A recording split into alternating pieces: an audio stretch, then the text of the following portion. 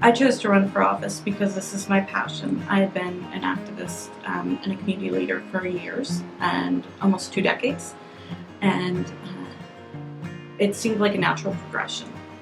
The first time I ran 2 years ago was because somebody had approached me and asked me multiple times. As with most women, it took a few times of asking and prodding me before I did.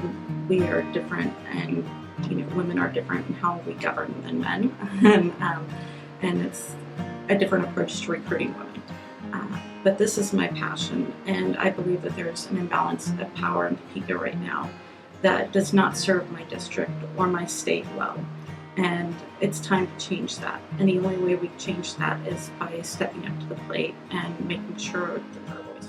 I think right now the biggest issue in Kansas is that we are facing a self-inflicted economic crisis that has led to us to a place where we're now in a state of moral crisis. We are cutting funds to numerous programs, schools were at risk of being shut down.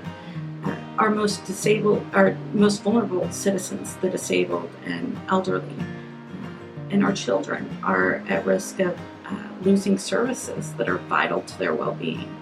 And it's because we can't get this budget in balance. Our leadership now doesn't have the courage to say maybe they did the wrong thing and backtrack and correct it. I think it wasn't just an event or it was more of an experience that prepared me to run for office. I became an advocate at age 16 out of necessity. It was after I was assaulted at a local college, and I don't say that to make people uncomfortable. I say that because it's part of my story. It's how I got to where I am today. I became an advocate. I learned laws. I tried to fight for justice for myself, never quite achieving it, but healing along the way. And I was lucky enough that other women in my community or around me and organizations that I was active in saw something in me, saw my unrefined passion, and they took me under their wing and they developed me, or they guided me and mentored me, and really influenced me into believing that I had something to say that was worth hearing. And in running for office right now, I am hoping that I do the same for other women who maybe don't think that they have a spot at the table or don't deserve to be heard or don't know enough, because women are grossly underrepresented in politics. And as a result, we see attacks on women's health care, we see attacks on family issues. We still don't have paid family leave in this country.